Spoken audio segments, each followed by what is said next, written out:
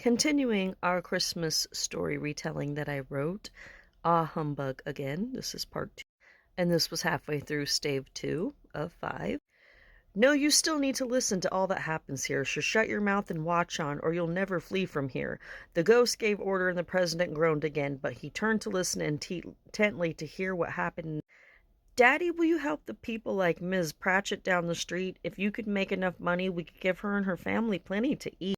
The president's daughter, so innocent and cute, bounced upon her daddy's knee, looking curious and astute. Oh, she was such a smart young girl. I was so proud to hear her ask that. But now times are different, and I'm past all of that. Suit yourself, President Thrump, but realize I've come to make you see. There's a place within you that challenges this absurdity. Bah, this is a bug, murmured the president, and the ghost snapped a finger, tucking President Thrump back into his bed, as if everything he just witnessed had just played out in his head. Stave 3, A Present of Poverty. Thrump awoke all of a sudden, his head throbbing with a jagged ache, something fierce and painful. He was sure it was the cause of his late-night struggle, and it seemed to throb on the double. Such wretched pain, so unimaginable. This nightmare was nearly tangible, but the times of the past cannot be brought back. Surely everyone with a sense has to know that. I won't let some phantasm from a fevered dream set me back from all I aim to see.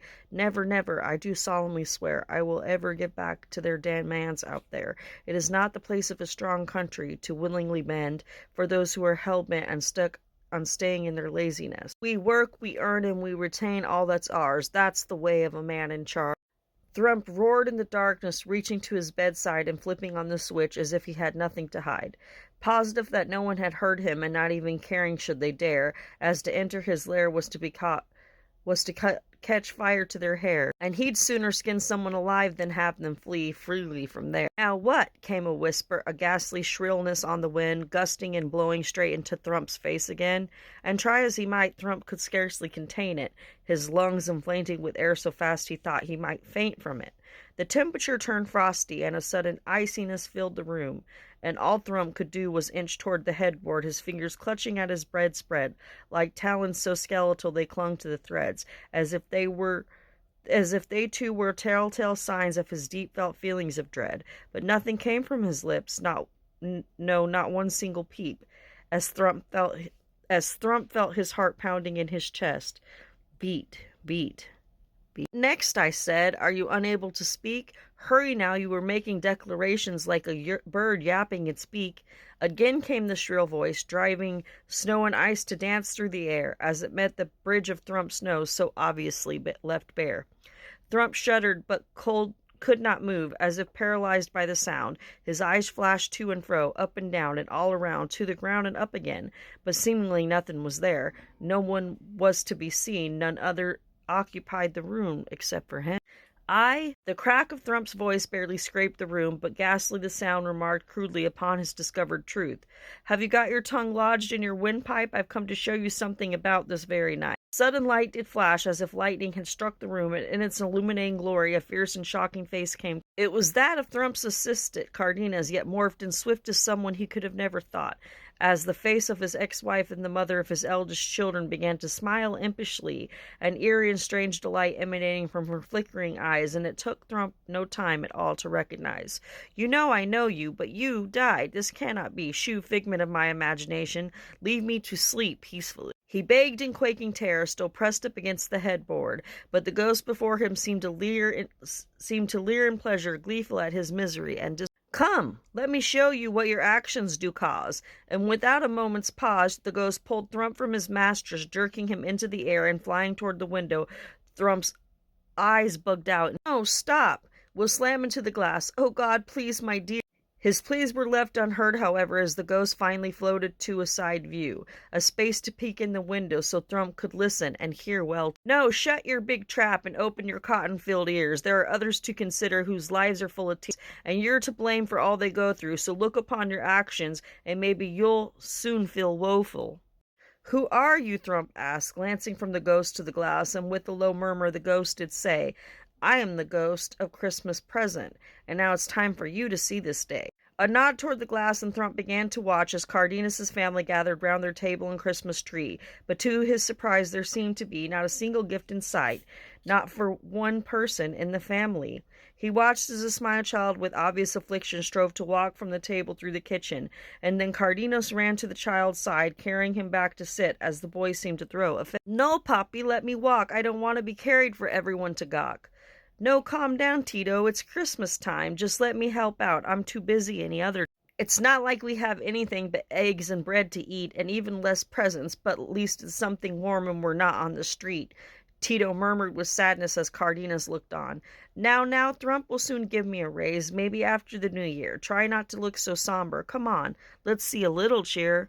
Cardenas then smiled down at the boy, who Thrump now gathered to be his young son, someone he barely made note of, and it made him feel suddenly glum. "I did not know Tito had it so bad. I want to leave from here. I don't like feeling this, what is it, sad?" Thrump frowned and peered downward. He had nothing further to say, as he had saw something that he could never unsee this very Christmas Day. Stave 4, A Future of Despair. Yet again Thrump awake, this time covered in sweat, and he peered around to notice the curtains of his room were flapping in the wind, as his window seemed to be left wide open for any to get in. He gave a light shiver and wondered if it was just a night of terror, and now that he was shivering and back in his bed, he lifted his hand and began to massage the back of his head. "I must be losing it. Lack of sleep is causing me to feel ill. All these dreams are strange and full of things I've never imagined, nor cared to by." He spoke aloud again, the comfort of his own voice only serving to distract him from his discomfort, but then suddenly a sound came reaching to tug upon his ear, that of something rattling and heavy, and his heart immediately lunged with fear. What could be coming? This time the ice did not blow through, but instead something different seemed to raise the temperature a degree or two.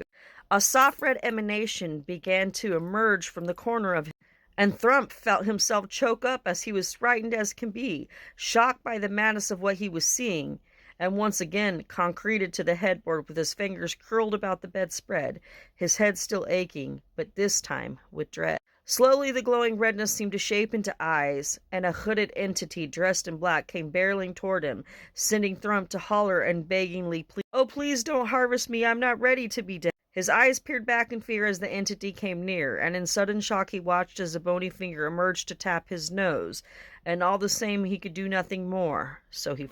The entity did cackle, and the sound was a symphony of glee, as if this very being found pleasure in seeing Thrump beg and plead. A flash of lightning erupted, and Thrump suddenly found himself standing near an oak, a misty graying darkness all around him, snug like an envelope. In the distance a single man stood, the starkness of his black suit seemingly all that made him clear, and beside Thrump the hooded entity with its bony finger pointed yet again, as if to say, "Look, see what your wrongs have caused you, see what you have become of in the end." "No, it cannot be," Thrump murmured as the man walked away from view, leaving him an opportunity to read the gravestone the man had stood to attend.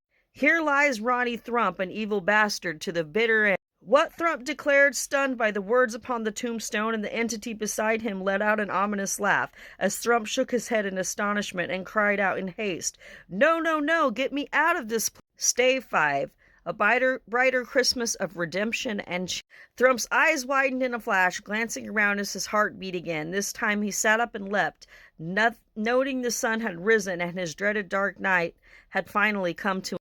What awful dreams have I had?" Tossing the bedspread from his arms and running towards his closet, Thrump grabbed a long wool jacket. This time he chose to forego all his fanciness, choosing to be humble and warm, and rushing out the door. He hadn't much time to make things right, but he was in a rush and he didn't care if he didn't appease other sights. He ran for the door, forgetting his hat. Feet in his shoes and jacket flapping in the wind, Thrump made his way to the front door, searching for his driver man. "Hurry, hurry, I must make it to the office. I've got to grant the Christmas bonuses before it's much too late." "What did you say, sir? I don't understand," came the voice of Thrump's driver man. "Now don't you fret over what I just said. Just hurry and I'll call Cardenas on the way. By the way, did you know Cardenas has a special needs son? We need to reward him for all the hard work he's..."